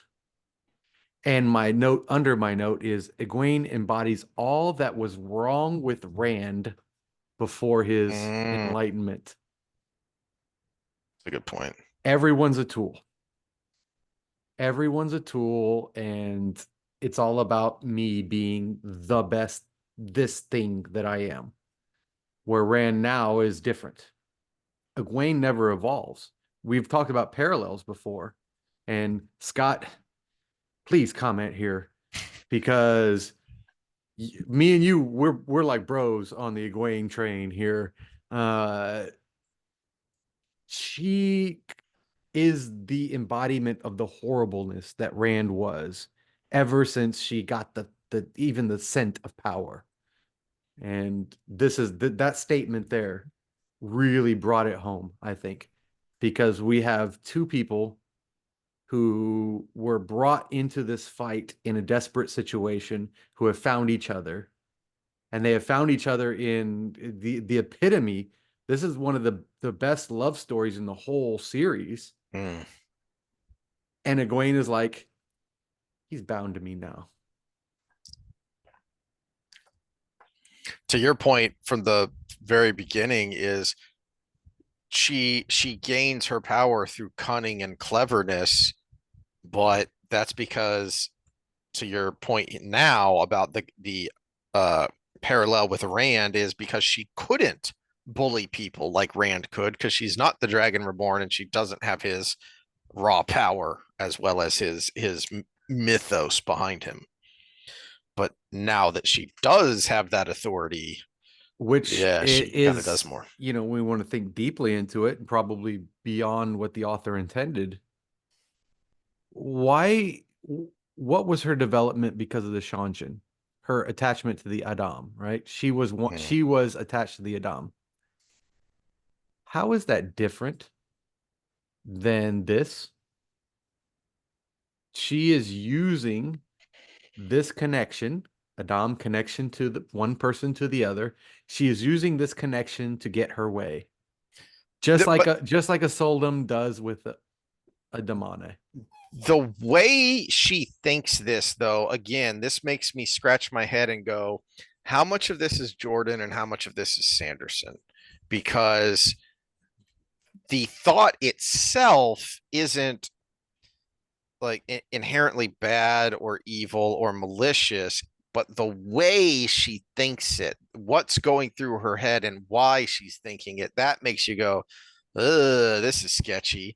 Because the Well, thought I itself isn't. would say it's intended way back in the day because Scott and I have been talking about this since way before Sanderson took over. So I don't know. There's two in the audience that believe this. It's another example to me where Sanderson kind of goes over the top with Egwene and makes me think, I don't think you liked her. No, I'm coming around to your belief that yeah, he probably didn't like her and he wants to caricature it. Although there's also the part of me that seeing him in interviews and stuff is just like actually maybe he thinks this way too. Yeah. And Yeah. that's the hard part for me because I've seen both and I want to give him the benefit of the doubt, but he just rubs me the wrong way. I'm sorry. Not in the rub a tug way, but the Speaking of Rubitug, Elayne section where Rand is in her tent and he's standing there looking at her desk, looking over maps and reports and things and whatnot, and then she comes in and is before she comes in, I had thoughts though. okay, go ahead. Okay, so 230, let me get the right 237 for me. Let me kind of okay, so you know where the breaking point between the point of views comes in, whatever page that is from you for you from Egwene to Rand. Yeah, it's at the bottom of page 221 for me. Okay, so it's 237 for me. So go uh there's the first paragraph, like Hmm. a two-sentence paragraph, and then a one-line paragraph, right? Hmm. Can an idea live, right? Hmm. Okay, so a world without evil. Uh oh no, excuse me, a flame alive. Yeah, So yeah. was the flame alive and he's culminating over that. And I have to think that both authors would know their ancient mythology because the way he's talking here, that's like a real big throwback to Heraclitus, who's my favorite Greek philosopher, by Mm, the way. So if you are not familiar with Heraclitus, look up his works. He is the man does not step in the same river twice, philosopher, but his big thing was that humanity is like flames and flux and fire, right? So look into that work and you'll know the depth of my thoughts there. But then the next idea is could an idea be alive? hmm. And I'm like, that's the meme. So your favorite guy, Richard Dawkins, in there. So those were my thoughts on that section because I think there was some nuggets in there, Easter eggs that were thrown in there. But Easter eggs and nuggets of what is to come when the confrontation between Rand and the Dark One gets really metaphysical and really philosophical, mhm. which Well, is because very ideas interesting. can be alive. That Yeah. is the point of the meme. The meme is like the genetics of ideas. So they project themselves through Hmm. society. And then a world without the Dark One, a world without evil. And my note on that was no, we can't have that. He should know this as it was the revelation to cleanse the taint. The revelation, excuse me, revelation to cleanse the taint. He figured out that human evil was different than the dark one's evil. And that was what allowed him to And he cleanse the had just taint. had this conversation with Avienda of we Hmm. thought things were perfect and we so wanted to live in our utopia that we ignored things. Hmm. So he knows full well from his memories, from his time being alive as Lews Therin, that no, the Age of Legends was not the utopia you thought it was. All of those things under the surface, the Dark One didn't create that. He just brought it out. Yeah, and his experience with Peyton Fane's dagger across Hmm. the wound from Ishamael was the revelation he needed to cleanse the taint because he realized there was a difference between what we call evil of nature versus evil that humanity brings in. We have this wonderful thing called consciousness, which opens up a new realm of what we distinguish as evil because it's the best word I can come up from for it is premeditated evil. It's not I'm hungry, I want food, kill thing. It's that person has the thing I kind of want, so I'm going to make this long-term plan to kill that person. There's a big difference between those two. and premeditated evil, human evil is different than nature evil because it's not reactionary. It plans the event. Uh, and I think that revelation contradicts this statement right here.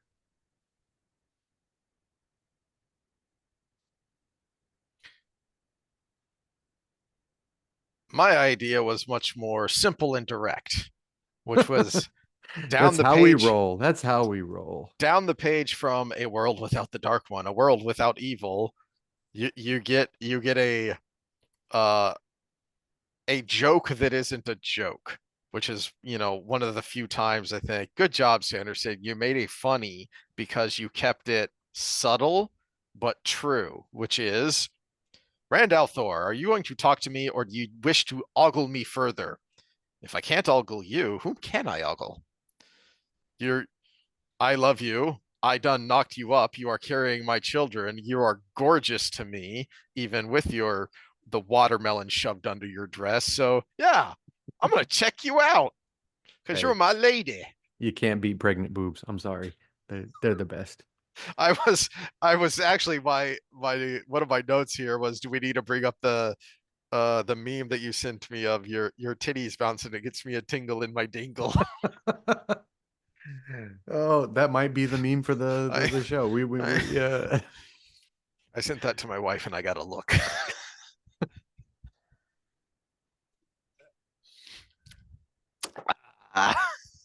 But that's man thinking right there. That's masculinity properly defined and acted upon. Is I'm gonna check out my lady because she looks good.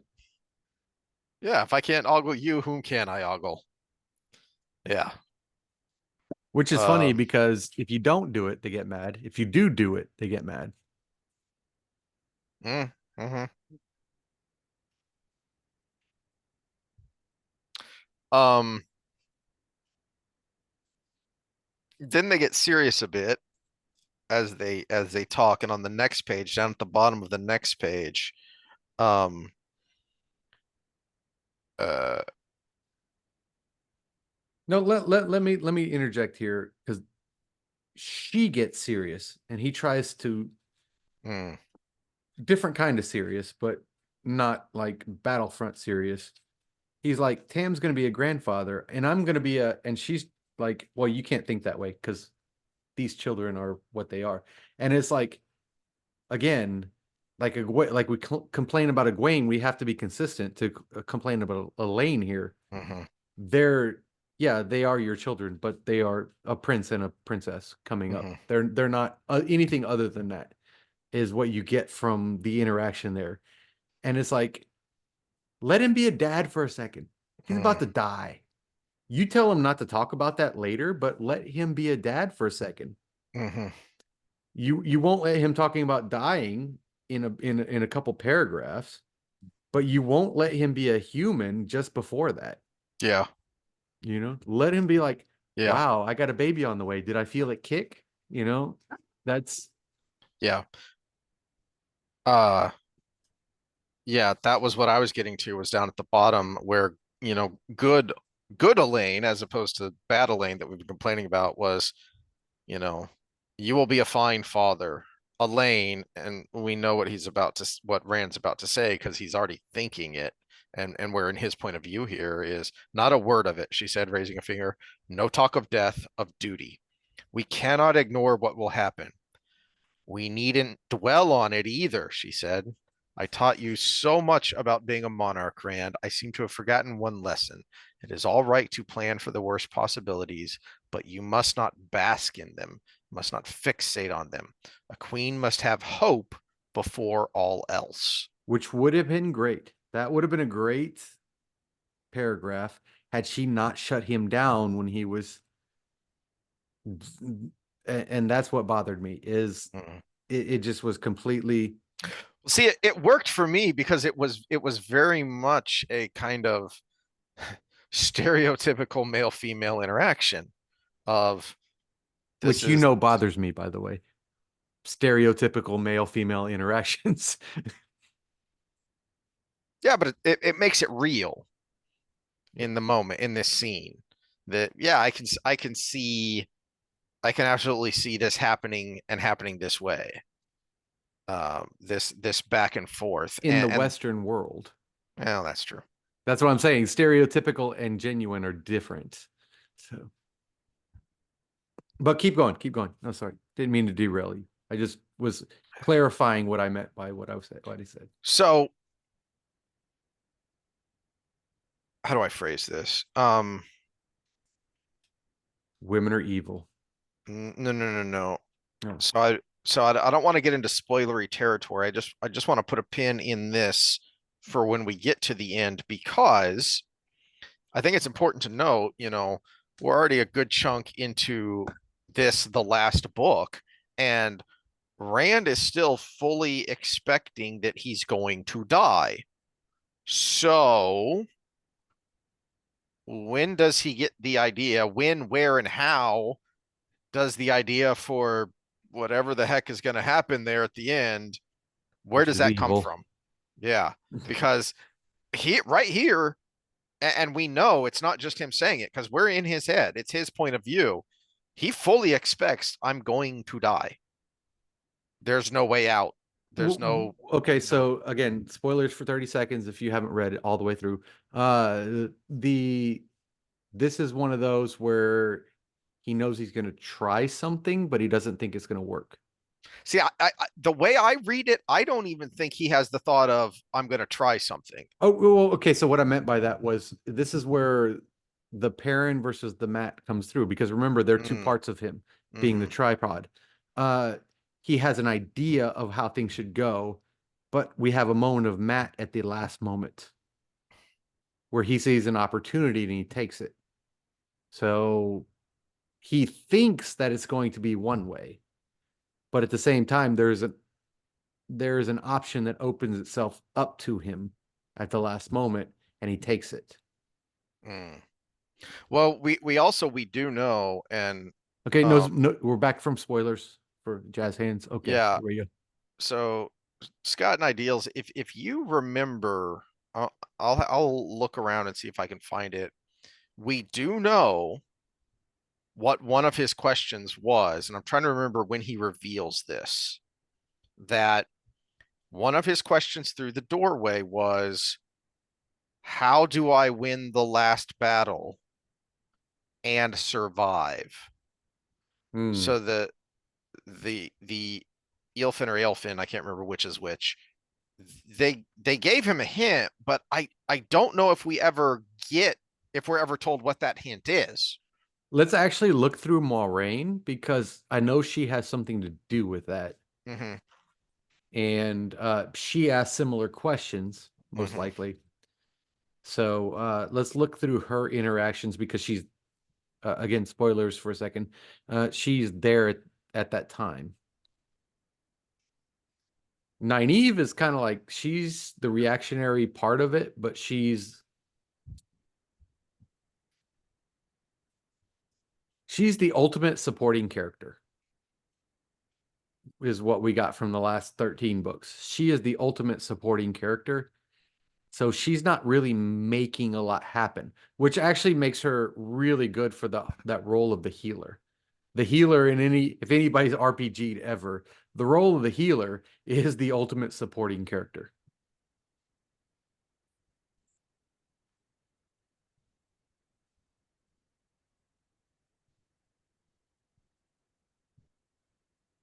Um,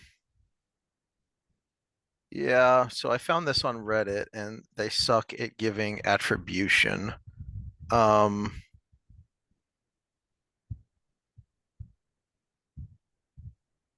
and I remember this coming from someone of how can I win the last battle and survive? And the answer was the east and north must be as one, the west and south must be as one, the two must be as one. And then the part that he doesn't say out loud to the others is to live, you must die. So So we already know how those go.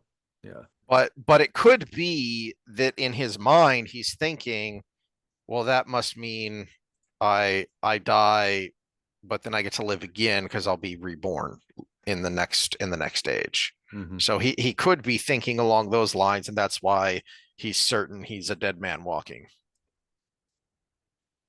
Um, Okay, so my next note was the end of that section. mhm, The actually the very last words of the end of that section, which is the end of the chapter, which I thought was the best 7 words of Sanderson's writing. okay. They stayed together long into the night. That was perfect. You didn't Yeah. have to elaborate further. You Hmm. didn't have to like make a steamy sex scene. You didn't have to do anything. You just said they stayed together long into the night. And that, I mean, that's how the great poets work is you just put everything you need to know into those words, and the minds of the people that read it are like everything that's good about that moment is encapsulated in your mind at that exact moment, because it could have been a steamy sex scene even though she's pregnant, Hmm. which can happen. I've been there, done that. I've had a wife with a child. Uh but also it could be they just held hands and talked the rest of the Yeah. night, Yeah. or he laid there with his head by her belly and rubbed the belly the whole night, or just he kind of stood diligently and she slept good the rest of the night because she felt protected. You could put whatever you want into that. And that was the best 7 words Sanderson wrote the whole time. And I'm going to give him credit when it's due. Yeah. It's a good phrase, good turn of phrase, and a great way to end a scene, end a chapter there. Um, That is the shark of Jaws. You don't see anything, but you know it's there. You know whatever you want to be is there is there. um,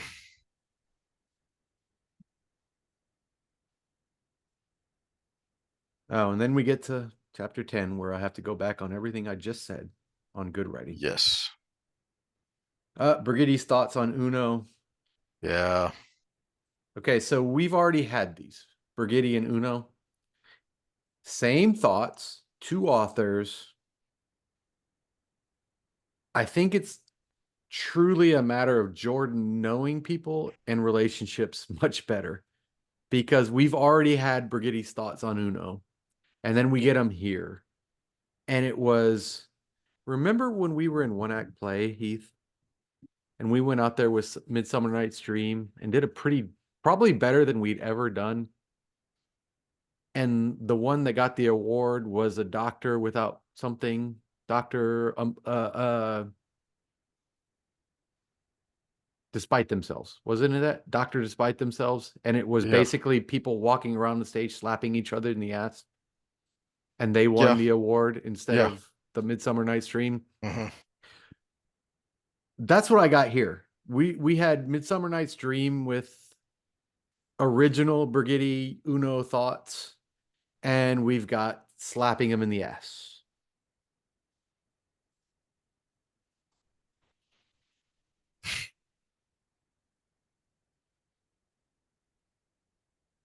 which sucks because I love Uno. Uno's one of my favorite support characters.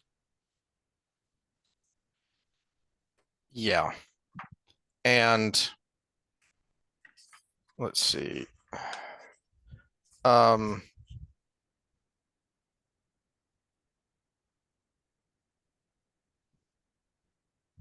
the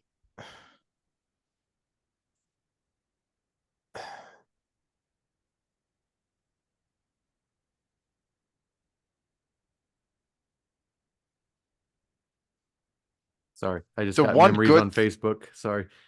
I no, put the good thing though that kind of jumps out at me from this scene is um there's a moment here, and I think it's on page 231 where Birgitte said uh Yeah, Elayne says, I'm beginning to wish I had a tower trained warder. Then at least I wouldn't hear so much sauce. Brigitte laughed. I don't think you understand warders half as well as you think you do, Elayne. Yup. She doesn't That's understand anybody outside of herself half as much as she thinks. that's a Yeah, that's a good point. yeah. Uh and did you have any other thoughts on this? This chapter, um, chapter 10 is a lot of cutting back and forth between scenes between Lan and Elayne. I think there's a bit of Perrin in here. It's cutting back and forth a lot between the battle going on up at Tarwin's Gap and what's going on down in Andor, trying to draw the Trollocs out of Camelin. Um, Okay, so and I do have one thought in there, and this might bleed over into social episodes a little bit. Uh, we've talked a lot about political candidates and stuff, but 248 for me, but it's another example of when Bashir was not what Elayne wanted him to be. And I said Elaine's animosity to Bashir's lack of deference. And then I compared in my mind in my notes to Bashir to Trump when he went up and slapped the Saudi prince in the shoulder. You remember that moment? And you're not supposed to touch the Prince of Saudi Arabia. And he went up and went pop, pop, pop, and was like, how you "Hey, doing, pal? yeah, how you doing, pal?" And I was like, "That's a cross-cultural thing." And yeah, you're not supposed to touch the Saudi prince. If you're Saudi, if you're an American, well, you probably should be aware of that, for political Mm-hmm. reasons. But at the same time, if anybody doesn't understand why people don't love the guy, there's a good example of why a lot of people love the guy. Mm-hmm. And he walked up and, yeah, this guy is sacred. He's not sacred. He's a man. And he slapped him on the shoulder just like he would any other man. And that was, I don't know what to make of that moment, but it's actually relevant here because Bashir was like, you're just a, you're just a queen. I talk to my queen this way, Mm-hmm. and this is the right thing to do. That Um, that was one on there, but then there was there's we talk about references to things in Jordan's work. 253 for me, if you can find the section where Elayne is talking to Brigitte about how you robbed the queen of Aldashar. It's the beginning of the section where we go back to Elayne from Agomar and Land. okay.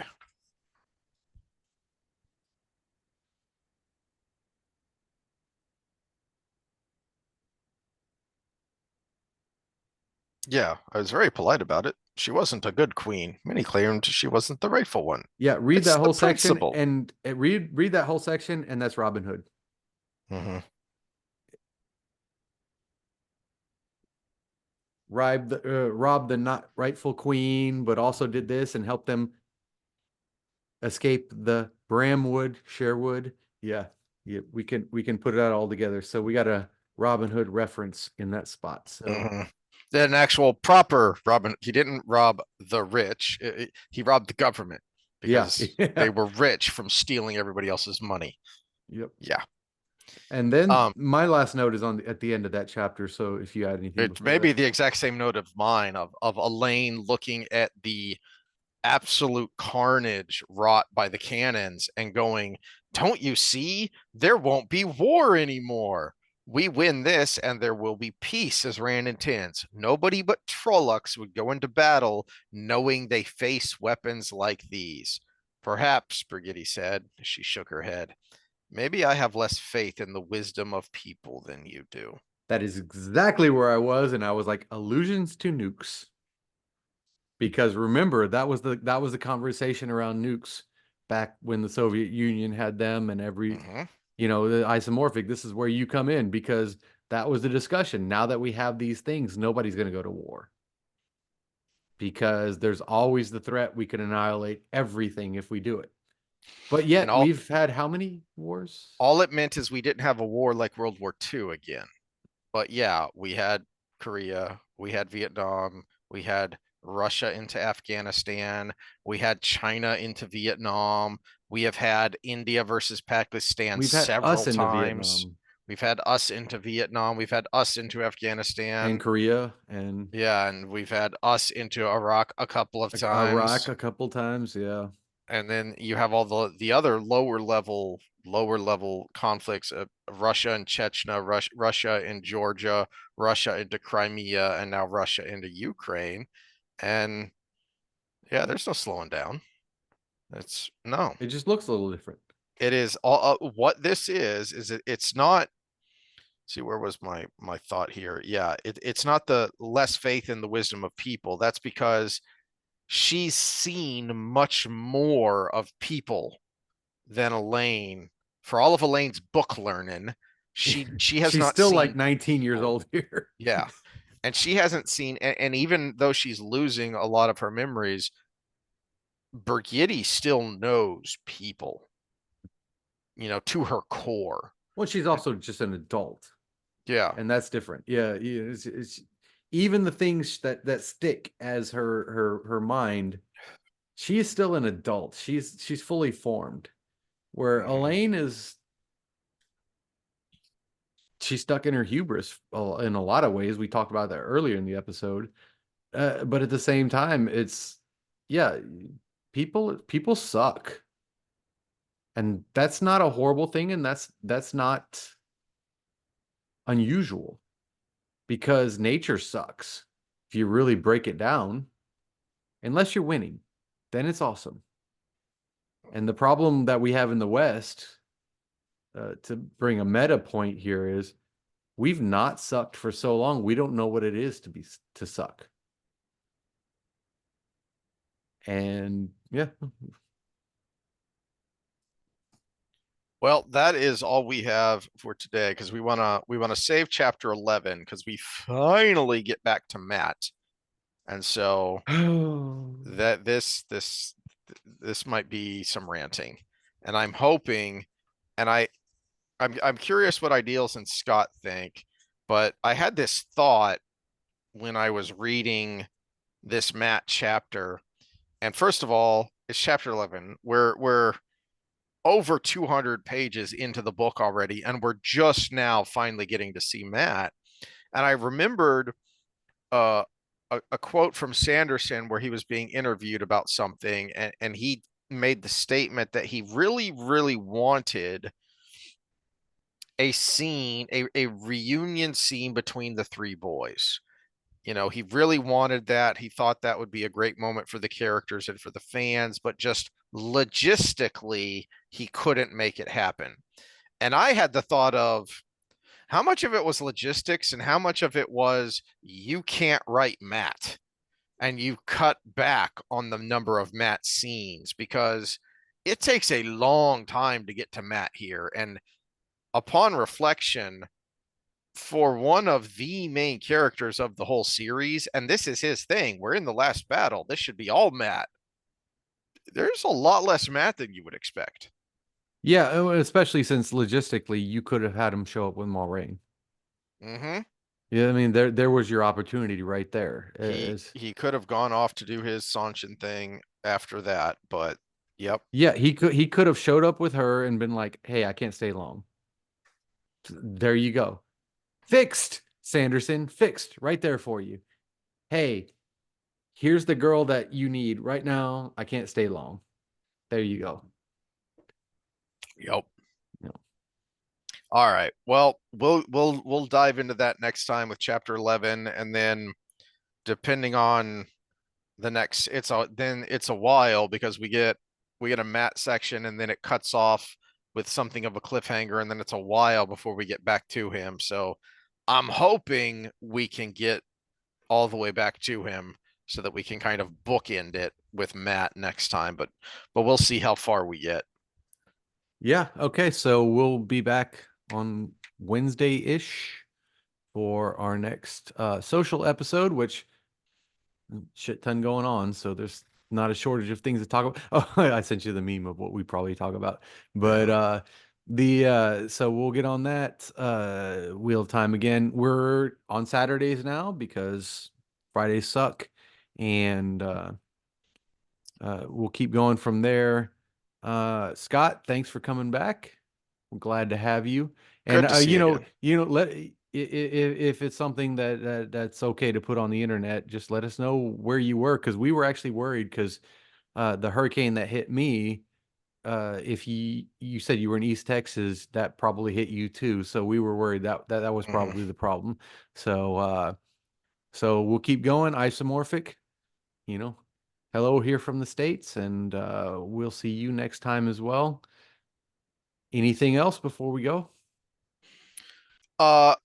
I think we may talk a little bit about Russia and Ukraine next time, and I'm curious, isomorphic, what part of Russia do you live in? Because what I have heard from people who know the area is that the European part of Russia, the Urals to the European borders, the Eastern European countries, is like a whole different country from the eastern section, which is all just trees and Siberia.